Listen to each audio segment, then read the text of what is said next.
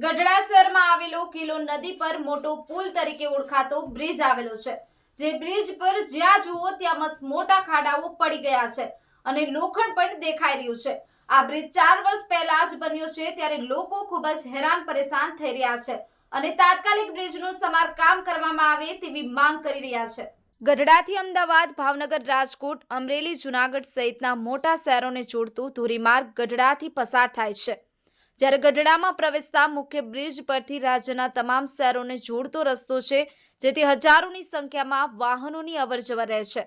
તેમજ ગઢડામાં બે સ્વામિનારાયણ સંપ્રદાયના મુખ્ય મંદિરો આવેલા છે, જેથી મોટી સંખ્યામાં યાત્રાળુઓનો પણ ઘસારો રહે છે, પરંતુ મુખ્ય માર્ગ પર આવેલો પુલ ખખડધજ અને મોટા ખાડાઓને કારણે વાહન ચાલકો અને લોકો હેરાન પરેશાન થઈ રહ્યા છે, તેમજ વાહન ચાલકોને અકસ્માતોનો ભય સતાવી રહ્યો છે। આ વિસ્તારના આગેવાનો દ્વારા અનેકવાર તંત્રને રજૂઆત કરવામાં આવી છે, પરંતુ તંત્ર દ્વારા કોઈ કાર્યવાહી કરવામાં આવી નથી, ત્યારે તાત્કાલિક આ બ્રિજ પર પડેલા ખાડાઓ પૂરવામાં આવે અને સમારકામ કરવામાં આવે તેવી વાહન ચાલકો અને લોકો માંગ કરી રહ્યા છે। ન્યૂઝ 9 ગુજરાતી, ગઢડા। મારું નામ અજય ઝાલા। આજે આ રોડ છે જે બિસ્માર હાલતમાં છે, શું કહેશો?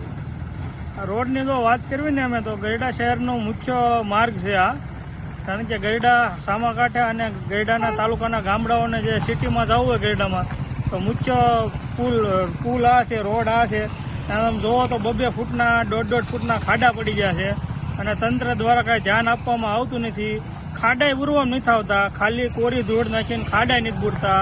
પ્રજાના પૈસા જે પ્રજા જે આપણું જે લોકો જે ટેક્સ ભરે છે એના પૈસે નગરપાલિકાના ઓફિસરો માત્ર ને માત્ર ઓફિસમાં બેઠા રહે છે, કોઈ જનતાને કે લોકોને જે કામ આવે કોઈ પણ કામ કરતા નથી। અહીંયા કોઈ દવાખાને જવું હોય બધા રેફરલ હોસ્પિટલ સામા કાઢે છે, તો ગામમાં આવતા લોકો દવાખાને જવા માટે અહીંથી ચાલવું પડે, અને અમદાવાદ જવું હોય કે આમ અમરેલી જવું હોય તે ઘણો તો મુખ્ય ધોરીમાર્ગ જ આ કહેવાય। વેપારીઓને લોકોને ચાલવામાં બહુ મુશ્કેલી પડે છે અને અમે ઘણીવાર વારંવાર અહીં આંદોલન કર્યા, રજૂઆત કરી, પણ કાંઈ તંત્ર ધ્યાન આપતું જ નથી। એને તેમ છે પ્રજા જધાય તો સારું, એને તો પગાર લઈને ઓફિસમાં બેવું છે, બીજું કાંઈ કરવું નથી।